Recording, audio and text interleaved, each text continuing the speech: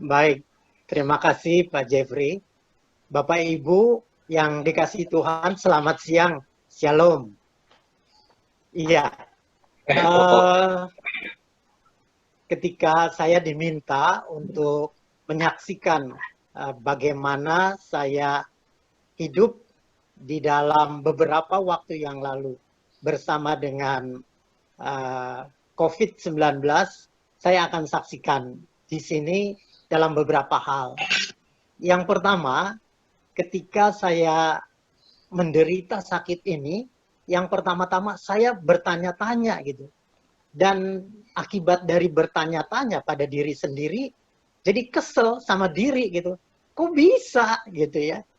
Saya yang dalam tanda petik cuma dari kantor ke rumah, rumah ke kantor, kok bisa dapat itu? Jadi kesel sekali sama diri sendiri.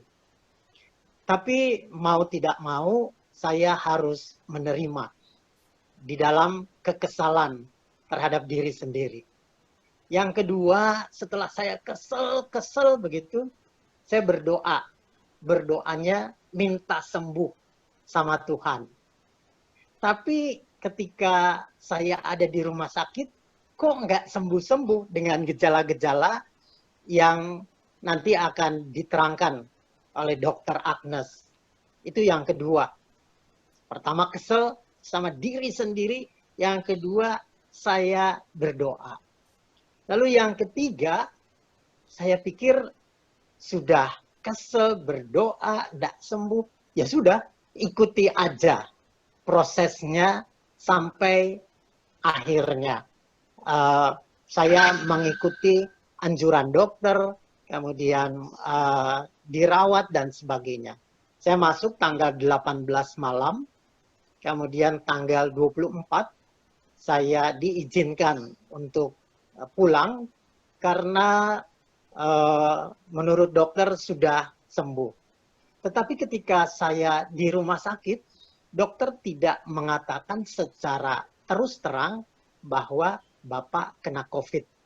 Jadi dia bilang sedang diteliti karena 18 saya masuk rumah sakit, tanggal 20 saya diswab dari hidung. Lalu saya bilang, saya ini sakit apa dokter? Dokter nggak pernah mau kasih tahu, cuma geleng-geleng kepala saja. Dia bilang tunggu hasilnya belum didapatkan. Sampai ketika tanggal 24 saya diizinkan pulang.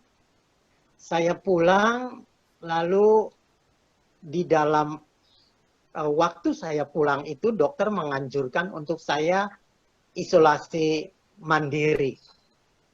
Nah, waktu saya isolasi mandiri, saya seringkali baca WA. Begitu saya baca WA, ketika saya di kamar sendirian, banyak kali saya menangis begitu.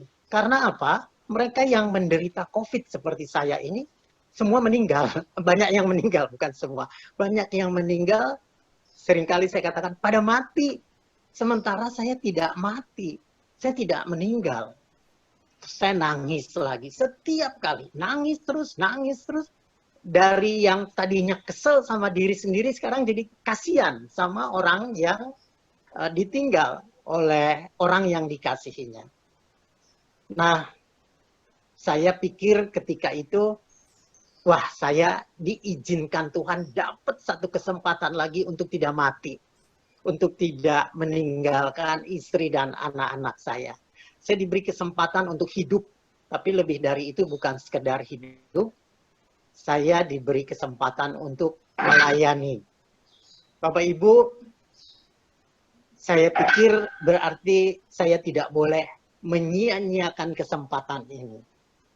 Nah, selama masa isolasi di rumah, menangis terus, lalu ada terpikir saya mendapat kesempatan dari Tuhan, lalu ada WA juga dari grup lain, yang mengatakan kebetulan di grup itu ada 3 yang kena COVID, salah satunya adalah saya.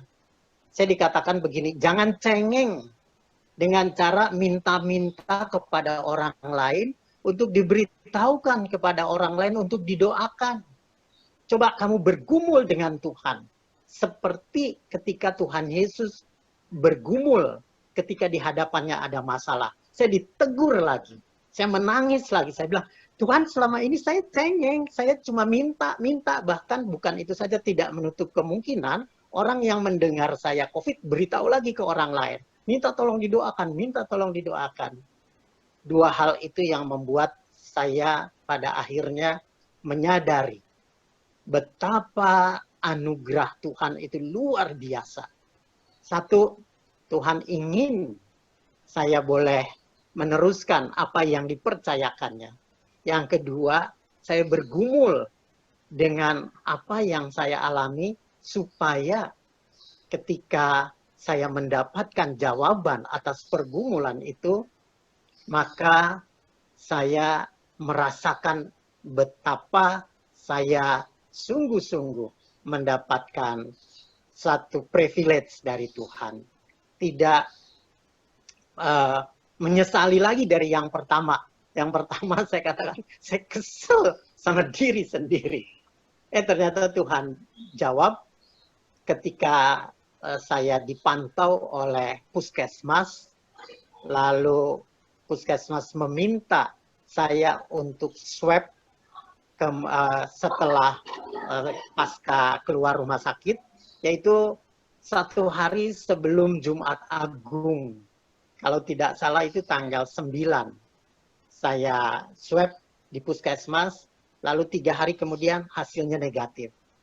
Lalu menurut protokol pemerintah katanya harus 2 kali swab. Tanggal 9 swab, 2 hari kemudian, 3 hari kemudian saya lupa, saya dapat hasilnya negatif. Lalu tanggal 15 saya diminta swab ulang. Bapak Ibu, swab kedua yang dilakukan oleh puskesmas, saya juga dinyatakan negatif. Lalu saya bilang, dokter, saya butuh surat keterangan resmi dari pemerintah untuk tempat bekerja saya, ataupun teman-teman yang menanyakan kepada saya bahwa saya sudah sembuh. Akhirnya, tanggal 22 April, keluarlah surat dari puskesmas yang menyatakan saya sembuh dari COVID. Saya katakan, puji Tuhan sekali, puji Tuhan. Ada kesempatan untuk saya boleh melanjutkan apa yang Tuhan percayakan. Sejak tanggal 22 sampai dengan hari ini, saya semangat sekali untuk menyaksikan cinta Tuhan. Itu saja Bapak Ibu yang perlu saya sampaikan. Terima kasih Bapak Ibu. Ya, terima kasih Pak Ronald buat kesaksiannya yang luar biasa ya. Bagaimana ketika beliau mengalami rasa mungkin frustasi ya pada saat itu ya, sempat rasa frustasi dan akhirnya terjadi pengharapan, akhirnya bisa menyaksikan kejadiannya di tengah-tengah kita sekarang ini. Ya Bapak Ibu, mungkin untuk selanjutnya kita akan menyerahkan kepada Ibu Dr. Agnes untuk melihat dari segi medis, apa sih yang pasien ini hadapi atau kita nih dalam keadaan sekarang ini menghadapi untuk COVID ini, apa yang harus kita lakukan apabila terjadi seperti Pak Ronald tadi, apa yang harus kita lakukan, nanti akan dijelaskan oleh Ibu Dr. Agnes. Silakan Ibu Dr. Agnes. Maaf. Ya, selamat siang Bapak Ibu, Om Tante kali ya saya manggil ya, biasa di gereja juga Om Tante ya, nggak jadi di Zoom jadi Bapak Ibu ya. Ya saya kerja di Rumah Sakit Mitra Keluarga Kelapa Gading. Memang rumah sakit saya itu menerima semua COVID, jadi nggak usah dipilih-pilih, semua COVID kalau bisa kita datengin ke situ gitu. Jadi sudah seperti rumah sakit rujukan, kita bilangnya rumah sakit satelit, memang bukan yang dipilih pemerintah untuk merujuk semua COVID, tapi kita terima semua COVID, apapun gejalanya, jelek atau baik keadaannya kita terima gitu. Sebelumnya mungkin saya ada beberapa slide, tapi sebelumnya saya mau sharing juga dulu kayak Om Ronald ya, kan nggak mau kalah juga ya. Jadi saya itu adalah orang pertama kali yang menerima COVID pertama kali di rumah sakit saya gitu. Jadi pertama kali COVID ditemukan di Indonesia itu kan yang kasus di Depok, itu di Mitra Keluarga juga. Lalu yang kedua di Mitra Keluarga juga, tapi di Kelapa Gading. Nah itu pertama kali saya temuin, dan saat itu saya masih gimana ya, nggak percaya gitu bahwa COVID tuh ada di Jakarta, di Indonesia ini, di Jakarta sih khususnya. Apalagi saya nggak percaya kalau saya yang temuin sendiri tuh si COVID itu. Jadi pasien itu datang, lalu saya periksa tanpa pakai apa-apa kecuali masker. Untungnya untungnya masih pakai masker gitu. Biasanya saya paling anti pakai masker karena menurut saya cukup sehat gitu. Lalu selama ini bertahun-tahun saya kerja, saya nggak pernah sakit apa-apa gitu. Jadi bersyukurnya sih malam itu saya pakai masker gitu. Lalu saya periksa, udah pasiennya naik karena keadaannya kurang baik, pasiennya dirawat di ICU. Itu pasien itu mungkin datang sekitar jam 1, jadi dia naik ke ruangan itu jam 2, jam 3 pagi subuh itu. Lalu jam 6 pagi saya ditelepon sama yang jaga ICU. Dia baru dapat kabar dari dokter spesialis bahwa ini curiga COVID gitu. Waduh, kita semua jadi langsung down ya gitu, karena ya setelah kita lihat-lihat, wah iya benar ini COVID gitu, kita lalai sekali gitu kan kayaknya karena menganggap sepele si COVID ini, jadi kita lalai gitu, jadi kita anggap ini infeksi paru biasa, padahal itu COVID gitu. Lalu setelah itu kami semua mungkin sekitar 20 orang yang kontak dengan pasien tersebut tanpa pakai apapun, di karantina akhirnya 14 hari di rumah sakit. Kita nggak boleh pulang, lalu ya nggak boleh kontak dengan siapapun, keluar dari kamar pun nggak boleh. Kita cuma boleh berjemur di atap rumah sakit. Jadi 14 hari di ruangan tertutup, terus begitu sama seperti Om Ronald jadinya. Saya juga ngerasa kesel, apalagi waktu itu kita melakukan swab kan. Swab pertama karena kasusnya masih jarang waktu itu, dalam 24 jam selesai hasilnya. Kita semua dinyatakan negatif. Lalu peraturan dari pemerintah harus ada swab kedua. Itu untuk memastikan kalau sudah 2 negatif berarti benar kita dinyatakan negatif. Nah itu swab kedua itu tidak keluar sampai kami semua keluar dari karantina, itu tidak keluar. Jadi 3 minggu. Jadi kami sudah bekerja, udah kemana-mana baru keluar tuh hasil swab, walaupun sih hasilnya negatif juga. Jadi waktu itu kesal sekali gitu, kenapa ya pemerintah ini lama sekali kok ngerjain seperti ini aja, maksudnya kan kami juga butuh kan gitu. Tapi ya saya juga nggak tahu prosesnya kenapa sampai selama itu. Cuma ya bersyukur itu semua dari kami ya dinyatakan negatif pada akhirnya. Lalu selama kesini dari itu bulan Maret tanggal 11 saya ingat. Sampai kesini-sini sudah 2 bulan lebih ya, hampir 3 bulan. Saya mengalami beberapa sakit lah yang seperti COVID itu. Ada sakit tenggorok, batuk, beberapa kali juga demam, 1 minggu lebih gitu. Tapi ya ternyata saya cek, jadi saya swab ini, mungkin kalau om tante yang belum pernah swab itu nggak akan tahu rasanya swab itu sakit sekali, kita dicolok di hidung tapi dalam sekali, dan di tenggorokan itu juga dalam sekali, jadi selain sakit juga mau muntah gitu rasanya. Dan itu saya sudah lakukan 4 kali swab, lalu rapid test sudah 4-5 kali lah, lalu cek darah yang lain dan CT scan paru-paru itu sudah berkali-kali saya lakukan gitu. Dan syukurnya sih sampai sekarang sih hasilnya negatif gitu. Jadi ya memang si COVID ini memang nyata gitu. Maksudnya setelah itu baru saya sadar lah nyata gitu. Ya, jadi kita lanjut aja lah ya. Saya ada slide. Bisa ditampilin ya slide-nya. Oke. Nah ini, bumi kita lagi sakit pakai masker. Sampai si alien ngeliatin kayaknya dari UFO ya. Ya, selanjutnya. Ya, ini yang saya pengen bagikan di sini karena sebagian besar dari kita masih salah menganggap bagaimana cara penularan si COVID itu. Jadi COVID itu bukan seperti virus-virus lain yang kalau kita batuk atau kalau kita bicara atau bersin itu langsung nular ke orang yang langsung berhadapan gitu. Jadi, nah ini ada ilustrasinya kan, kalau orang yang terkena COVID, jadi si COVID itu menular melalui droplet. Jadi dia bukan aerogen. Jadi virusnya itu tidak terbang-terbang di udara gitu. Masih beruntungnya itu dia nggak terbang-terbang di udara. Kalau terbang-terbang di udara, aduh kita di dalam, kayaknya di teras rumah aja udah bisa kena COVID gitu. Jadi dia droplet. Droplet itu keluarnya adalah dari, bisa kita cuma bernapas, itu juga kita keluar droplet. Kita bicara, kita batuk, kita bersin, itu keluar droplet. Nah, droplet itu bisa jadi dua nih. Kalau misalnya saat pasien yang terkena COVID batuk atau bersin, pokoknya mengeluarkan droplet, lalu kita ada di dekat situ dalam jarak kurang dari 1,5 meter, nah si virus itu yang berjalan melalui droplet itu, dia bisa langsung menempel di saluran pernapasan kita.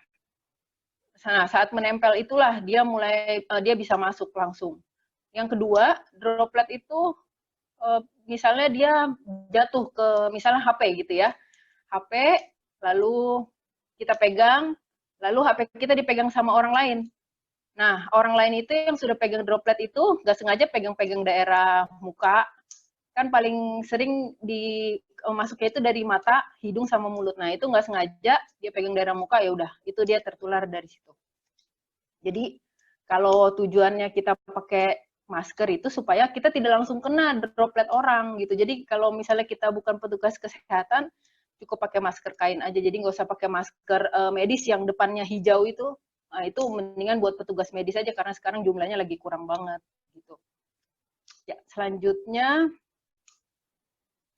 nah ini gejala-gejala yang sering kita temukan.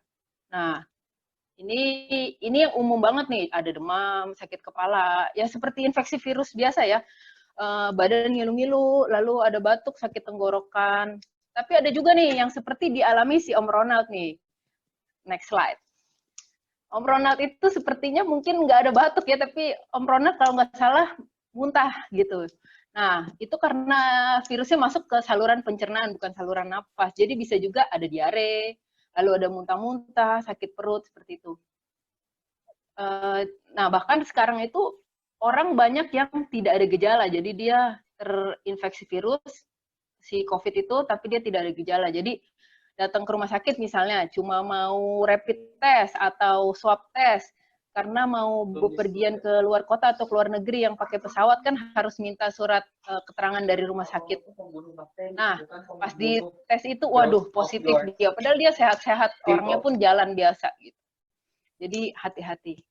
Ya, selanjutnya, nah itu kan tadi kita udah tahu cara penularannya, jadi kalau kita udah tahu cara penularannya, jadi lebih gampang untuk mencegahnya kan. Yang pertama pakai masker kalau keluar-keluar atau kalau ketemu orang. Kalau terpaksa ada orang datang ke rumah atau kita mengunjungi rumah orang ya kita pakai masker. Lalu cuci tangan. Nah cuci tangan ini nggak harus dengan hand sanitizer yang harganya udah mahal banget itu sekarang.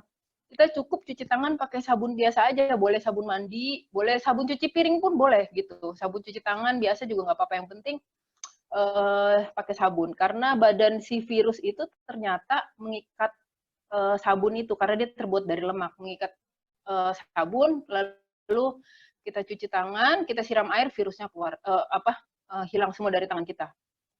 Nah kalau pakai hand sanitizer itu kelemahannya waktu kita cuci tangan virusnya memang mati tapi dia masih ada di tangan kita, dan katanya kalau kita langkahnya nggak benar atau masih ada bagian yang nggak terkena si alkohol itu, dia virusnya itu sebagian masih ada di tangan kita. Jadi paling aman itu memang pakai sabun dan air mengalir. Lalu jangan keluar rumah, jaga jarak dengan orang ya minimal 1,5 meter sebisa mungkin. Lalu hindari kontak. Jadi jangan sementara ya jangan bersalaman gitu ya. Selanjutnya, nah, ini jenis-jenis pemeriksaan yang kita bisa lakukan ya di rumah sakit. Yang pertama yang paling ini diakui lah gitu, maksudnya memang kalau sudah ini positif atau negatif ya sudah gitu. Nah ini yang pertama ini swab atau PCR. Nah itu yang sudah kita tahu lakukan itu akan diambil bahannya ya dari hidung atau tenggorokan kita, tapi agak ke dalam gitu. Lalu nanti diperiksa, lalu kalau swab itu kita bilang itu golden standarnya karena kita temukan atau tidak virusnya di dalam itu yang diambil bahannya dari hidung atau tenggorokan kita. Jadi kita bisa lihat langsung virus ada atau tidak di situ. Jadi itu yang utama. Lalu yang kedua rapid test. Rapid test itu kita ambil dari darah, bisa dari ujung jari atau dari darah kayak kita ngambil di lab biasa gitu, dari darah vena itu ya. Nah itu nanti itu yang dicek adalah antibodinya. Jadi rapid test ini kalau kita cek sewaktu-waktu, misalnya kita negatif, belum berarti itu kita negatif, karena mungkin saja nih misalnya begini, dia sebenarnya kalau rapid test itu bukannya nggak akurat, bagaimana kan dibilang rapid test itu nggak akurat, bukan begitu. Dia karena akan hasilnya positif apabila si pasien itu sudah minimal 7 hari terinfeksi. Jadi misalnya 2 hari lalu saya terinfeksi, lalu hari ini saya rapid test, pasti hasilnya negatif. Padahal belum tentu kan. Nah, tapi kalau saya cek minggu depan, 7 hari lagi misalnya, nah itu kemungkinan saya positif karena antibodinya sudah terbentuk. Kan antibodi butuh beberapa waktu ya untuk muncul itu antibodinya. Lalu si rapid test ini ada 2 hasilnya nanti, ada IgG dan IgM. Nah, IgG itu untuk menunjukkan bahwa kita itu sudah sembuh dan sudah timbul kekebalan. Jadi kita sudah punya kekebalan terhadap si virus itu, COVID itu. Kalau IgM yang positif, artinya kita masih terinfeksi saat itu dan kita masih bisa menularkan ke orang. Nah, ini yang ketiga, CT scan atau ronsen paru-paru. Kalau ronsen sebenarnya agak susah kalau paru-parunya keadaannya masih baik. Tapi kita bisa lihat di CT scan. Di CT scan ini, karena si COVID itu ternyata bercaknya itu di paru, dia sangat halus gitu. Jadi, kalau lihat di ronsen nggak kelihatan. Nah, CT scan kan lihat lebih dalam, jadi dia lebih bisa ngelihat gitu. Nah, tetap aja masing-masing pemeriksaan ini punya kekurangannya masing-masing. Kayak rapid test tadi, kalau waktunya tidak pas, kita akan terjadi false negatif gitu. Nah, kalau swab sendiri, kelemahannya yaitu dari orang yang mengambilnya misalnya kurang dalam atau pokoknya bahannya kurang pas diambilnya. Lalu misalnya waktu dikirim ke tempat pemeriksaannya, dahaknya itu sudah rusak, bahan yang diambil itu sudah rusak. Nah, itu bisa juga mempengaruhi hasilnya. Makanya swab itu harus 2 kali negatif baru kita yakin itu negatif. Oke, selanjutnya. Nah, kita kapan nih harus tes? Kan kadang-kadang takut juga kan kapan kita harus tes gitu. Kadang demam dikit, kita langsung parno nih bawaannya sekarang, karena udah banyak banget kan kasusnya sekarang. Nah, ini kalau kita harus tes itu, kalau kita udah demam tinggi, sekitar 2-3 hari, demam tinggi, manteng terus sampai badannya nggak enak banget, nah itu harus tes. Lalu kalau ada sesak, lalu kalau kita merasa butuh penanganan di rumah sakit, lalu selanjutnya misalnya kita pernah kontak dengan pasien COVID, kalau ada kesempatan, sebaiknya kita tes. Karena misalnya si Om Ronald nih kena, sebaiknya seluruh keluarga yang pernah kontak dilakukan tes supaya kita bisa jaga-jaga gitu. Lalu kita bisa perhatikan kan apakah termasuk yang bergejala atau yang tidak. Kalau ada gejala bisa segera ke rumah sakit. Gitu. Selanjutnya, nah ini kalau misalnya kita udah tes nih, entah itu dari swab atau rapid test atau dari CT scan atau cek darah yang lain lah gitu. Lalu hasilnya positif, kita harus ngapain? Nah ini selanjutnya, nah kan sekarang kita ada 3 kemungkinan kan. Kita sehat, kita nggak ada gejala. Ya udah, kalau kita dinyatakan positif tapi kita sehat, ya udah kita harus sadar diri. Kita isolasi diri di rumah, diam di kamar. Ini kalau memungkinkan ya, kalau memungkinkan di satu kamar sendiri, kamar mandi terpisah, alat makan terpisah, lalu nggak keluar-keluar untuk mengambil barang-barang, ya kalau bisa ada orang yang ngambilin, itu kalau memungkinkan. Ya kalau nggak memungkinkan, kita pakai masker, rajin cuci tangan, pokoknya sesuai itu tadi, cara penularan si COVID itu kita hindarilah itu. Lalu yang kedua, kalau kita ada sakit tapi ringan, misalnya cuma sakit tenggorokan, sakit batuk, cuma demam-demam ringan, ya udah tetap kita di rumah aja. Isolasi seperti yang tidak ada gejala tadi. Mungkin kita ntar dapat obat-obatan juga kan dari dokter, vitamin atau obat antivirus begitu. Kita konsumsi di rumah, lalu kita tetap di rumah selama 14 hari ya, kurang lebih. Nah, tapi kalau kita ada sakit berat, misalnya sesak, sulit bernapas, lalu kita keringat dingin semua, nah itu kita harus segera ke rumah sakit ya, kalau misalnya dokter menyarankan rawat, lebih baik kita dirawat kalau sudah gejalanya seperti itu. Oke, selanjutnya, nah kadang-kadang kita bingung kan ya kalau kita takut misalnya kita COVID atau ada keluarga kita atau kita sendiri yang sudah terdiagnosis COVID itu harus ke mana nih? Nah, ini telepon aja ke 119, itu layanan dari pemerintah, extensionnya 9. Kadang mereka sulit angkat karena sibuk sekali, tapi bisa aja. Saya pernah coba telepon, mereka angkat sih, nggak terlalu lama. Lalu kita juga bisa ke rumah sakit terdekat. Jadi memang nggak semua rumah sakit bisa merawat pasien COVID, tapi kalau kita sudah datang, mereka tidak akan menolak. Paling mereka, misalnya mereka benar-benar nggak siap gitu ruangannya, mereka bisa rujuk ke rumah sakit lain gitu. Atau kalau ada yang perlu bantuan, boleh hubungi saya aja, itu nomor telepon saya. Saya bisa bantu. Kalau mau ke rumah sakit saya juga boleh, ke rumah sakit lain nanti saya coba arahkan juga. Lalu selanjutnya, nah, jadi si COVID ini menurut saya bukan hal mewah lagi sekarang ya. Udah 2,5 bulan, hampir 3 bulan ya kita hidup dengan si COVID ini. Jadi ya kita yang mana nih? Kita yang terus ketakutan atau kita yang mau perangin si COVID ini gitu. Jadi saya rasa sih bukan saatnya lagi kita parno-parno gitu. Jadi kalau di rumah sakit itu saya ketemu pasien ada yang rapid test negatif, swab negatif. Lalu dia nggak percaya, dia mondar-mandir gelisah gitu, katanya saya punya gejala loh seperti COVID, persis seperti COVID. Terus saya bilang ya semua pemeriksaan negatif, Bapak maunya positif memangnya gitu. Lalu dia bilang saya enggak sih, tapi saya benar punya gejala seperti itu. Jadi sudah banyak orang stres karena COVID ini gitu. Ya jadi ini bukan saatnya lagi kita stres, tapi ya udah memang yang seperti pemerintah bilang kan, kita memang akan hidup berdampingan dengan COVID ini, kita akan menjalani hidup new normal gitu. Jadi ya sudah, kita perangi COVID, nggak usah ketakutan, tenang aja, karena stres itu ternyata berpengaruh banyak terhadap kesembuhan dari si COVID itu.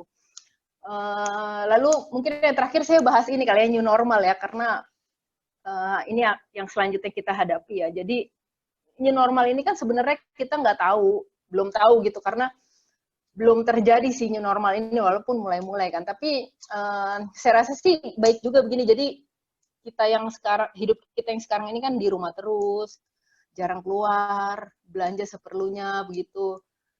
Itu bisa kita jadikan lifestyle kita untuk selanjutnya sebenarnya. Karena coba kita perhatikan sekarang, saya perhatiin anak-anak saya aja deh gitu ya.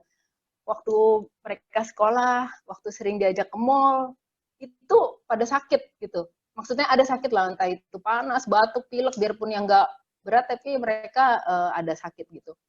Tapi begitu di rumah terus nih udah hampir 3 bulan, nggak ada satupun yang batuk, pilek, nggak ada, semua sehat. Ya itu kan karena, ya saya nggak saranin maksudnya kita harus di rumah terus, tapi ya kita keluar seperlu-perlunya aja gitu. Maksudnya jangan yang ke mall setiap weekend gitu kan, kalau nggak perlu juga nggak usah gitu. Ya saya rasa sih dari saya segitu aja. Barangkali ada yang mau tanya gitu.